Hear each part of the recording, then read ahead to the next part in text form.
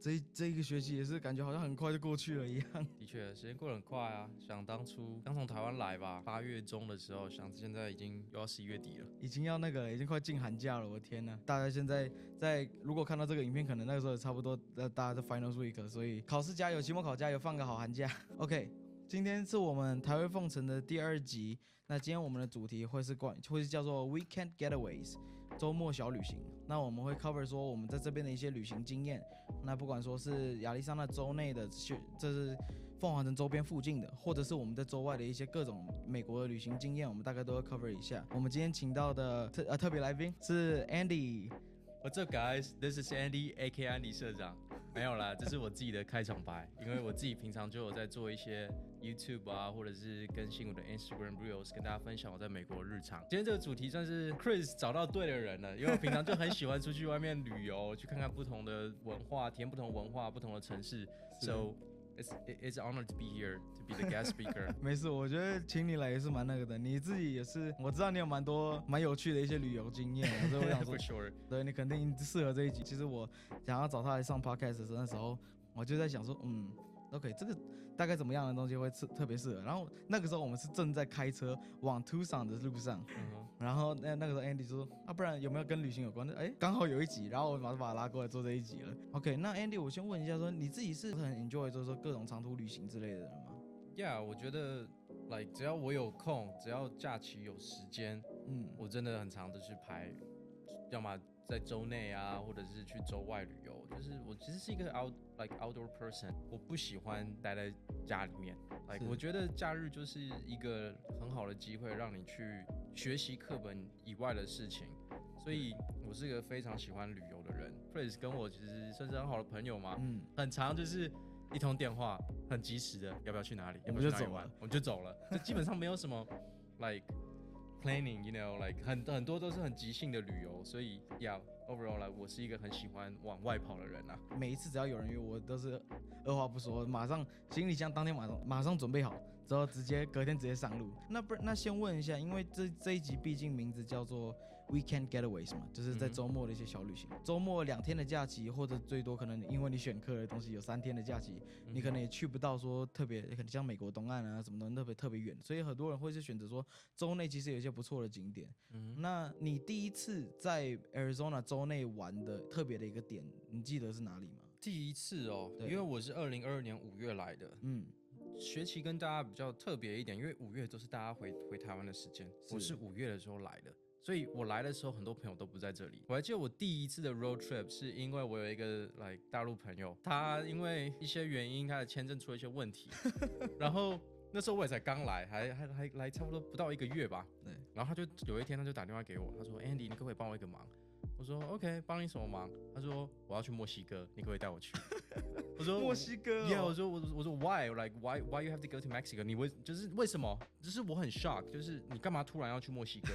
他就说我签证出了一些问题，我要有一个出境的，我需要一些手续，我要到墨西哥。是，我说 OK， 那我要怎么帮你？他说飞机票太贵了，你可不可以开车带我去墨西哥？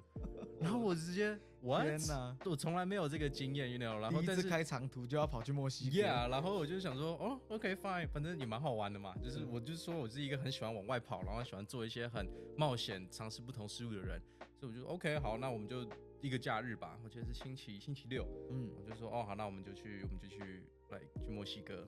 那时候我第一次开长途车。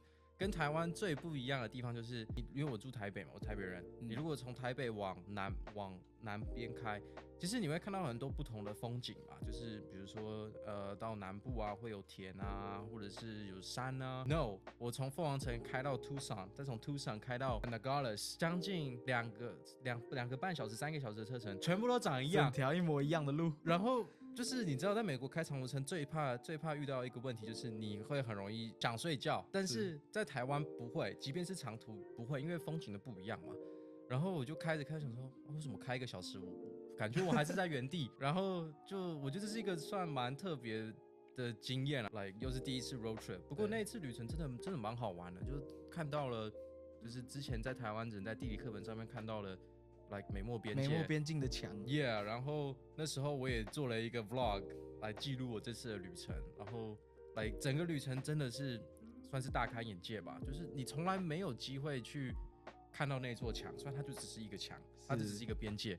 不过当你看到的时候，你会觉得哇，只能在课本上面看到了，它现在就在我面前。对，所以我觉得这是我第一次的 road trip， 让我最印象深刻的。对，这是但是你是没有过境墨西哥的嘛？大概你就留在 Arizona side 的 Nogales。也没有，我就去那边坐在麦当劳里面等他，看着那个边界墙，然后等他忙完他的事情。OK，我第一次在 Arizona 州内旅游，应该跟很多人一样，就是 Sedona。一开始 Arizona 对我的印象，除了凤凰城以外，我基本上很不认识这些一些特别的景点还是什么东西。唯一一个从以前就听说过的，就是蓝色的麦当劳。For sure。这个我在国高中那时候我就已经听说过，说美国有一间蓝色麦当劳，没想到就在我们这一州。那也是在我的室友们，我的几个朋友，他有一个人突然有车之后，我们就马上 plan 了一个这样的行程，然后就是说也是跟 Andy 刚刚讲那种说走就走一样的事情。所以我们那时候前一天晚上就说，有车了，要不要去一下别的地方？我们隔天就忘了，隔天一大早就马上开上去 Sedona。然后那个时候是去Cathedral Rock， 有一个这个景点叫 Cathedral Rock。哇，那个印象特别深，因为我好像差点死在那，因为我们到的时间其实不算说特别早。然后我们那时候在 Cathedral Rock 的时候，我们一开始看得到 trail， 后来就是我们好像有点兵分两路，因为有一条比较稳的路，跟另外一条比较冒险的路。几个比较爱玩的室友，他们就用冒险的方式走，那就是要用手扶去攀爬上去的那种，手跟脚配的。那我们就是走平稳的路，结果我们走着走着，路就不见了，然后我们已经不知道在哪里，我们就是很慌乱，然后路边除了那种已经倒掉或者那种树木草地杂乱的小草以外，什么都没有，没有任何路标什么。那个时候我真的害怕死了，而且那个时候大概是下午3点多，快4点多，3到4点多，所以那个时候已经是太阳要接近下山，然后园区其实要关的时候，所以我真的是差一点就被熊吃了。对，但是这也是一个神奇的故事，我觉得第一次的这种旅行给我蛮印象深刻的，因为那时候我成功走出来的原因是一群魔法阿嬷们，就是一群上了一点年纪的一些阿姨们或者是阿嬷们，他们就突然也是跟着一起迷路，然后我们就信着他们，结果我们走一走，真的走到终点了，我们走到出口，虽然我没有成功爬到 Cathedral Rock 的上面去看 Sedona 的风景，但也是一个至少是蛮值得拿来说嘴的一个回忆就是了。对，总之 Arizona 我觉得应该，但是除了 Sedona 还是有其他地方可以玩的，不是说 Arizona 真的那么无聊，没有。没错。Arizona 其实真的有很多地方可以玩。Sedona 是一个跟 Phoenix 非常不一样的地方，因为它的海拔比较高，那边就会有很多树，然后很多绿油油的，很漂亮的，甚至冬天还会下雪，所以Sedona 真的非常值得一去，哪怕去吃个麦当劳开2个小时，我也觉得值得，因为我曾经做过一样的事情。而且那边的夕阳真的很美，那边的夕阳还有那边市区的小镇。很有那种就是西部的那种味道，就是非常传统的小镇。它有一个欧式小镇，我觉得也蛮漂亮的，就是你们比较意大利式的地方。它可以去shop， 就是有一些小的那种vendor， 那个名字讲不出来，我放在 CC 字幕，把它附上去。Right. 去过这么多地方啊，公路旅行这么多次，你有没有遇过说最疯狂或者是最意想不到的一些意外或者一些事情？哇很多老实说很多因为这个实际发生过2次，一次在in state， 一次在 out of state。但我先讲 in state 那一次，in state 那一次呢 ，Chris 也在场，超级好笑。大概是去年的 winter break， 就是差不多。去年 winter break， 我们学期结束之后呢，我们打算就是我跟 Chris 还有我2个朋友我们就打算去。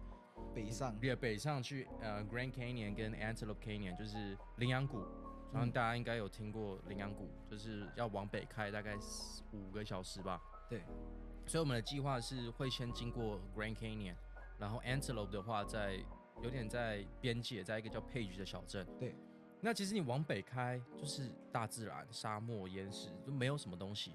然后因为我自己本身是开电车。然后就往北开，然后我们就先到大峡谷玩嘛，然后就把车子放在大峡谷的停车场充电，然后充电完了之后呢，准备前往羚羊谷，又要再开两个半小时左右，差不多。然后因为车子上面它就有导航会帮你算说，你这样子电力够不够？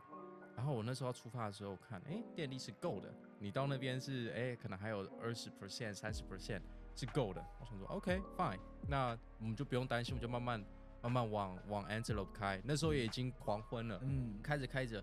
一路上我们都有说有笑，在那边玩游戏嘛，在那边玩词语接龙嘛，对，玩接龙，对，然后我就觉得有点不对劲啊，不是说到那边你还会有38电力，我觉得正常开，我也没有说飙车还是干嘛的，我就是一个很好的驾驶，正常开，怎么突然变28、27、25，然后20，那时候因为就已经过了那个最近的充电站了，然后我就觉得不对，完蛋，开不到哦，对，为什么一直跌？我也没有加速，我也没有干嘛。然后也不是说一直往山坡，就是你知道很高的爬坡也没有，也还好。就我最后开，那时候天已经全暗了，然后完全就是在一个荒郊野外。然后那时候他们都在睡觉，就是在小睡嘛。然后就只有我一个人在那边开，我就觉得不对，怎么完蛋了？后来突然车子突然跳出来，就是你没有办法到你的目的地。我觉得 what？ 是在最可怕的地方出问题。Yeah， 而且那边就是冬天那时候很冷。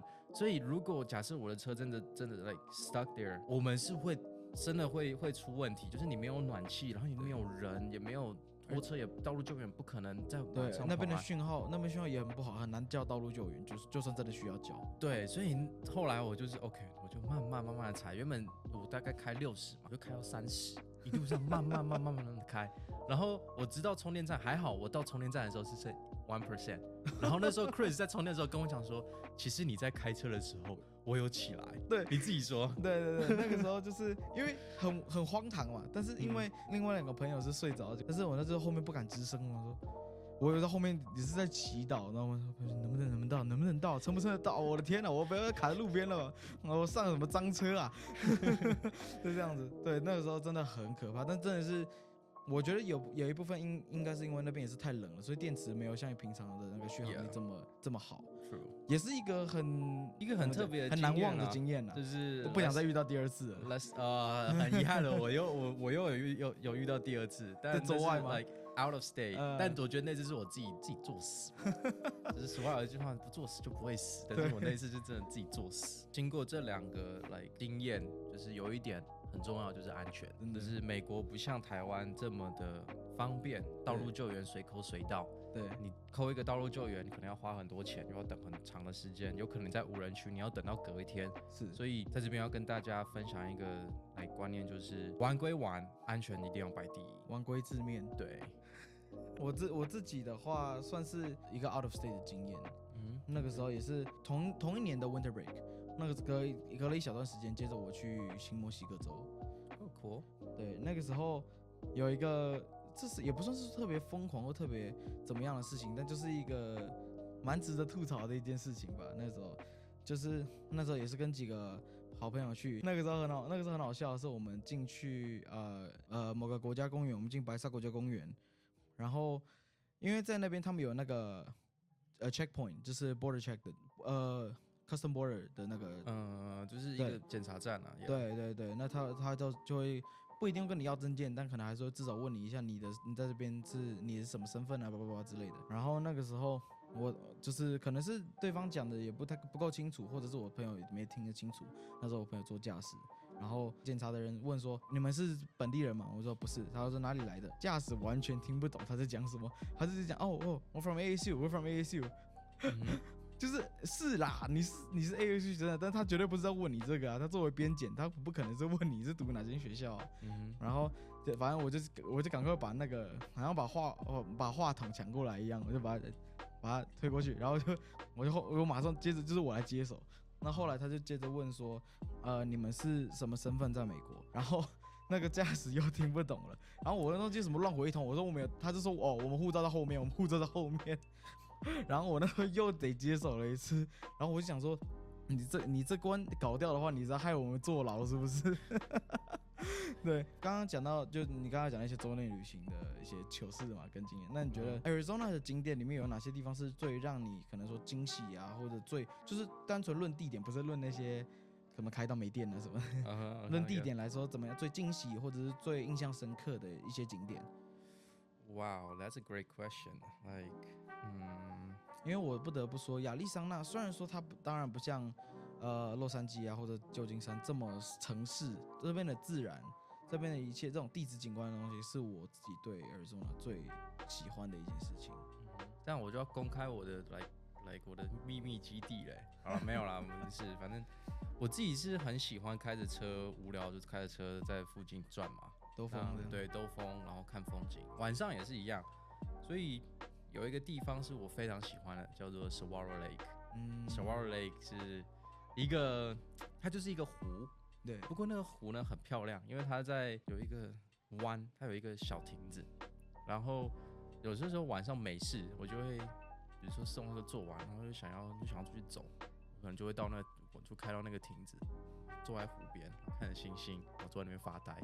对，就是这么无聊。你开了半个小时、1个小时，然后坐在那边发呆，然后再回来。对，我就是这么无聊的人。但散心嘛。对，但是那个湖真的很漂亮。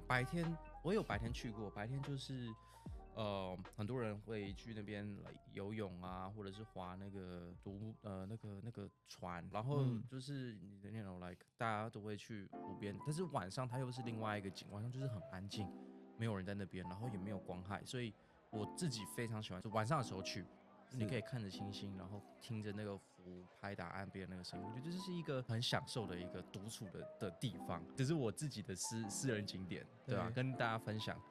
可以去体验看看，因为蛮 chill 的，对，蛮 chill 的。大家记笔记，这个东西有 Saguaro Lake， 离 Tempe 大概要开40分钟，还算还好。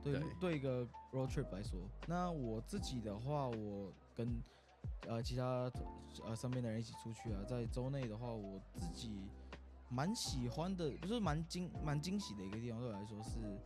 在东边靠近 Apache Junction 那边，在那个 Superstition Mountain 附近，有一个叫 Goldfield 还是什么的 Goldfield Ghost Town 之类的。就是一个很西部，就是你知道淘金文化那种小镇。对，他以前那边好像就是采矿的还是什么东西，所以你在那边还是可以。他们那边其实虽然说是叫 Ghost Town， 但是其实有点稍微微商业化了一点，所以还是会有一些观光、一些秀，还有一些行程。它虽然是小小一个地方，但是你也可以坐他们那种小小的火车，就可以参加一个导览，说他们当初的一些采矿的一些历史啊什么东西。那进去的话，也是一个很长得真的是很以前像西部牛仔那种，你去会自带 BGM， 对，我去过就是那种噔，然后那种就一看就知道当地人应该是靠枪解决问题的那种。那个时候我一开始是第一次去的时候本来要走了，但是后来我走就突然有音乐啊什么东西，我们就往后看，他们开始 put on a show。不是说有人在挑衅，而是真的有一个表演，就是一群穿的很西部牛仔风的衣服，然后突然开始有个枪战的表演，然后也有一些小歌舞的东西，所以我自己是觉得说去那一趟那个真的去单纯进去不用花钱，那是免费的经验。当然说如果你在里面吃的话，肯定是别的经验，肯定是更特别。但是我那时候我进去纯配几乎是免费，我在另外收钱。好像对，我记得收钱。对，但是你光进去那个场景啊，然后那边地方真的很好拍照。所以如果有兴趣，就是想要就是 IG 更好看，人就在那边拍照的，那边真的很。帮大家 check 过了，8月的时候我去，没有骑马，然后11月到2月的时候，那边也可以骑马。是我那时候看到那边的警察是骑着马的。对，那边冬天可以骑马，夏天太热了。所以我自己是觉得说。如果是也不愿意开太远的话，那边大概我估大概半个小时左右，40分钟，也是差不多40分钟。我觉得我是蛮推荐大家可以去看一下，如果还没去过的话。那 OK， 那你自己觉得说，可能除了你那个没电的那个经验以外，有没有一些糗事啊，什么东西在那个时候发生，一些那种有趣也是印象深刻的一些故事这样子？哇，这个又很多啦，你也参与其中，我记得有几次吧？我觉得你讲嘛 ，Yeah。我看一下，我想不想起？我是一个很疯狂的人，我知道。所以你知道，在 Arizona 有2个最主要的城市，一个就是 Phoenix， 就是我们在的这个地方，是凤凰城都会区。另外一个呢，就在南边，它叫 Tucson。Tucson 呢，就是我们有另外一间学校在那边，所以就是亚利桑那大学这样子。Yeah，但是 OK，因为我来这边，最近凤凰城这一年开了很多很好的餐厅，对。但是在我刚来，就是2年前的时候，就是我是一个很喜欢吃火锅的人，然后这边当时也就是都能好吃的都吃腻了，所以有些时候就是会晚上就是大概4点就觉得哦，今天晚上吃什么？我想吃火锅，但这边火锅都吃腻了，那我要干嘛？开2个小时的车。Tucson 对 ，Tucson 有一间很好，我觉得还蛮好吃的台式火锅，所以我就会来特别从 Phoenix 开了大概2个小时到 Tucson 吃了火锅，然后再开回来。而且这不是只有一次哦，我记得那时候是那个每1-2周我都会做一次。他以前真的很常做，有时候我看他的 Instagram Story，然后他那个时候突然拍了一个火锅，我一看就知道那哪一间，我就你怎么又在那边？就很特别，因为那间火锅还有凉面是啦，也有凉面，然后在凤凰城还没有变那么台的时候，对，这边没有半间有卖凉面的地方，然后还有自助酱料区所以我就很常就觉得，反正我就想吃火锅，闲着没事的话就下去。我也不介意，就是开车去嘛，对，也蛮好玩的啊。我跟过2次是去那一间火锅的那个，我能想到说，哇，他对于火锅的执念是真的是我很喜欢吃火锅，然后冬天这边 Arizona 的冬天温差又很大，所以晚上会超级冷，所以就是一个很适合吃火锅，很暖心嘛，很适合吃火锅的时刻。但是现在这凤凰城传说中的那间开了啊，还是一样，我还是会开过去Tucson吃啊。真的，食物是其次，重点是那个旅程开过去的那种，就是你很想吃一个东西，然后你在这段旅程开过去的那种感觉。对，主要是体验，不是锅本身。就在台湾比较少会有这个机会嘛，就是比如说你从台北，你去开到台中。你去买一杯饮料，或者吃个饭，然后再开回来。特别去台中吃个乌马，还是去台南吃个牛肉汤？而且是来回你就只吃完就回来。所以我觉得这是一个在台湾你体会不到的事情。所以我这么多的旅游的经验，我就是想要做很多我在台湾体会不到的事情。我觉得美国也是，至少 Arizona 它地很广，所以你开过去的那一条，虽然说是挺枯燥的，但是可能比较有那种就是说到了目的地的时候，哇 ，I feel like I accomplished something 的感觉。对啊，没错，对啊，很有成就感，就会觉得说哇，开了2-3个小时我来这边，你就会更珍惜你的目的地。对，如果你太容易达到，你就觉得说反正我很容易就是来，很容易就到这边啦。但是当你真的花时间到了这个目的地，那个感觉会不一样，特别不一样。对，这是为什么那间火锅我还是会去，还是会光顾，还是会去光顾。我的故事也是，我们怎么好像很爱Tucson一样？没有，我们爱 ASU，我们爱凤凰城，好吗？但是我这个 topic 的故事，我也在Tucson，而且也是跟你的时候，你看我们好像对那一趟旅程，就是讲说他问我说要不要来做 podcast。这个 idea， 这个 conversation 就是在我们要开去火锅的路上所讲的。所以呢 ，Tucson sometimes it gives memory, it brings good memory sometimes。那一次我要讲的那一次就是我们去 Tucson 看 ASU football， 看 ASU 对 U of A 的 football 那一次。那个时候因为我去年我怎么好像。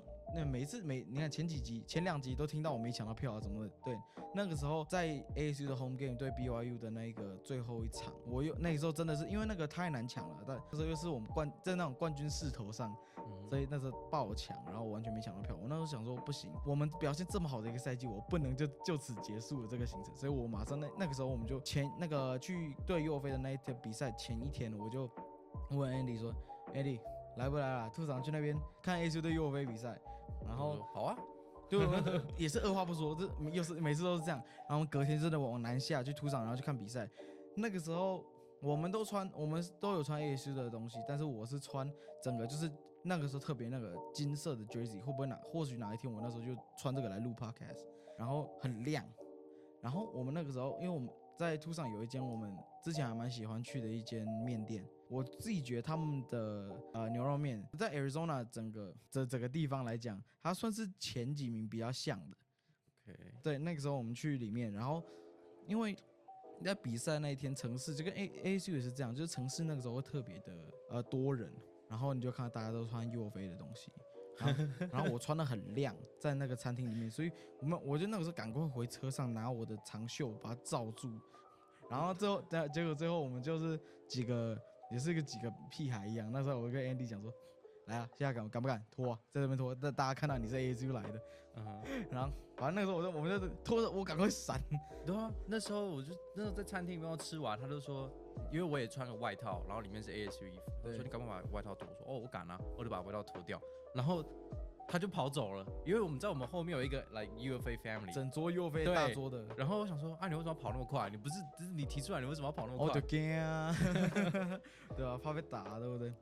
那一场特别值得看啊，我们电爆 UFA 了，两个小时的开车值，哇，超值！所以真的亚利桑那虽然说不是这么的多的点还是什么，但是你知道怎么玩，还是可以把它玩得很好玩一样。对，没错。那你觉得啊，就是对你来说，哪些元素是让你喜欢一个地方？我觉得最重要的就是环境嘛。其实也没有说最喜欢的，其实我就是喜欢看环境，然后到一个地方，其实去体验他们的人文面的事情，人文或自然都一样。就是我很喜欢到一个不熟的地方，是，然后你也不用去跟那边的人讲话，就是如果有当然最好，但你也不用特意的去，你就可以就在那边去观察每个人的行为。就比如说你去那时候我去 Flagstaff 好了，大家就是哇，就是可能 you know like 不会对，就是很感觉就很 chill， 就可能就是一个很退休人回去那边 you know like 度假的地方。然后你到比如说到其他的城市，或者到外州，因为我自己也有去很多州旅游嘛，比如说你去纽约就是哦很急，然后大家都很没有兴致，开车也是一样。那西岸像加州就是很 chill， 就是步调就是会，你就可以感觉得到，你不用特别去跟别人对话，就是到一个地方，然后看着感受当地的那个情怀。对，我觉得这是我在旅行，就是回答你这个问题，在旅行之中我最喜欢观察的，对，最喜欢观察的点。对我的话，一定是美食啦。哦，美食已经是必要的，就是已经它是 like requirement， 就是这个是不用去特别那个。对，主要对我来说，虽然说我还有很多地方是美国太大了，我还是很多地方想去，但是我觉得会想去那个地方的点，不是说因为那边很好吃的某间餐厅什么，我从来虽然说我当然好吃的东西肯定是大家都喜欢，但是我在乎的是这个地方的特色有没有在这食物里面展现出来。所以我哪天像我现在最希望可以去美国的哪个地方的话，就可能就是以全美国为主的话，在 Pennsylvania 那边的 Amish 文化。Amish 大家不知道知不知道，就是一群人过得很像中古世纪，然后不愿意用太多科技的东西，然后还是以农耕为日出而作日落而息的那种人，是很传统的一群人。那他们有很自己特色的。当然是比较原型食物，但就是比较很特色的一些美食，是你在外州都吃不太到的Amish 食物。这个点就是会让我想要旅游的一个地方，所以我是真的是靠食物说话，我自己是这样的。像我最近有一些朋友北上去阿拉斯加食物又很不一样，又可能以鱼为主啊什么，我猜啦，就是整个来说，就是如果跟 Phoenix 或者跟我熟悉的环境很不一样，我就想去尝试，我就会想要为了这件东西，然后可能买那个机票啊什么东西。所以我觉得，不管你的出游的契机是什么，我觉得能去见到跟平常不一样的、不熟悉的、有特色的，趁你在美国的时候。有机会也就去吧，我觉得是这个是你在 ASU 你在亚利桑那你体验不到的东西的话，对不对？你未来你更待何时，对不对？有没有哪个地方，至少以州内来讲，有没有哪个地方是你可能有计划想去，或者你还没有怎么去过的一个地方是你想去的？有，当然还是有。Arizona 这么大，不可能马上跑完，很多点嘛。对，有2个地方是我蛮想去的。对。一个是 Monument Valley， 就是对，就是闪电麦昆里面有出现的 Monument Valley， 对 Monument Valley， 那个是我很想去，然后可能近期也会去的。OK。然后第2个是我跟 Chris 讲了2年了，每次说都要去，但是每次都瞧不着时间，叫做一个 Four Corner， 那个点最特别的就是它是美国唯一4个州相交的一个点，对，它就是一个碑，它就只有一个碑在那个地方。你绕着那个碑跑完，你就可以同时玩你就同时跑过新墨西哥、亚利桑那、犹他州跟科罗拉多州。Yeah， 就是它就是一个碑。然后我看过你从 Phoenix 开过去，然要6个小时。6个小时，所以这也是我们很 一直很犹豫的，对，就一直觉得可行，但又我有这么长时间可以去吗 ？Yeah，去那边又有什么吗？只有那个吗？对，因为通常如果我跟 Chris 或是跟朋友出去旅游，都会是 OK，那我们到这边至少还有吃住什么的，没有，那边就是在一个荒郊野岭，就一个纪念碑，对，周边没有任何什么观光的一些景点，就那个 ，Yeah， 所以你挨着就继续往北上开去 Colorado 还是什么的，不然就是回来了。Yeah， 所以这2个地方是我觉得我很想要的周内很想要去的这2个地方。对，但还是要等到机缘到了啦。我觉得快了，我有预感快了，应该快了。你叫我走我就走了啊，因为都是我开车啊。对啊。那我自己的话，我自己是想去也在南边，算离出场也不算近嘛，但有一个地方叫 Bisbee，Arizona， 这个不知道你有没有听过 ，Bisbee， 它是一个其实有点像是也是比较历史文化重一点的，但现在可能我不确定，可能是因为采矿吗还是什么的那种文化，但是现在变得比较少人，所以变得有点半鬼城的感觉。然后但就是很多也是跟Sedona 市区或者我刚才讲那个 Ghost Town 一样，就是很多很老式的老美式的建筑，然后没有那么多人。我觉得我自己很想去的地方，我看网上看照片，我就觉得说我很喜欢那种你很多文化但是没什么人的地方嘛，肯定是因为你不想要撞那么多人，然后餐厅也找不了什么东西。但是那个地方我觉得特色就在于它的景实在是 Arizona 没有那么多这样的地方，所以我也是想要找个机会去一下。如果看哪一次有机会南下的话，如果 Andy 又找我去吃火锅，我可能哪天就bother一下，说把它绕去那边一下看一下。再说。OK， 再说。最后我们来回答，像前面的例行的集数一样，我们回答一个之前在我们活动有人问过的问题好了。好啊。有一个问题呢，哪里有国家公园跟华沙的行程？华沙其实我只能讲就是白沙国家公园。Yeah. 但是真的那边真的很棒，那边真的因为白色的雪很像雪白一样，但就是沙，所以你可以好像在那边做雪天使，但那边沙就是因为那边温度，所以又冰冰的，但是你不会滑倒还是什么东西的，就是一个看季节。我去的时候啊，冬天那个时候就是很冰的那种一些那种沙子，然后整个就看过去超级美的，在 Phoenix 看不到这样的景色，就是一个雪白皑皑的。特别漂亮，然后滑沙那个时候我们也特别买一个滑雪板，现在在我家，因为没有人愿意拿，然后我就把那个很大一个的滑雪板带回去放在我房间这样子所以每次看到想一下我在新墨西哥那时候玩的蛮开心的。但是论国家公园 ，Arizona 也很多啊。对 ，Arizona 很多，其实很多大峡谷啊，这边也有那种像南边一点的话，也有那种什么 Saguaro。叫 Saguaro National Park 吗？还是反正就是很多国家公园啊，巨人柱国家公园。看你喜欢什么样类型？你喜欢看石头了，那它专有石头的；你喜欢看树的，那就有树的；你喜欢山景的呀，然后你喜欢看温泉的，Yellowstone 很多，就是美国各我们在西边就是最多这种地景国家公园的地方啊，所以这个我觉得有机会都去一下。如果你是喜欢这种景点的人，听到我们刚刚讲的一些经验分享，大家可以知道说。假日啊，除了说学校附近周边短程的景点或者短程的一些餐厅以外，还有更多地方在 Arizona 是值得你去探索的，值得你去假日安排个小旅行，或者是长假你可以去邻近的州之类的东西去逛逛国家公园，吃点好吃的美食。然后毕竟也是 Winter Break 快到了，所以希望大家有一个愉快安全的 Winter Break。安全，对，安全。希望安全愉快，不是愉快安全。安全是 priority， 安全是绝对是 priority。对，先预祝，因为马上要进 Winter Break， 所以我们短期还不会有新的集数。那下一集如果你们看到的时候 ，Jesse 应该已经回来了，所以在那个我这边先预祝大家新年快乐。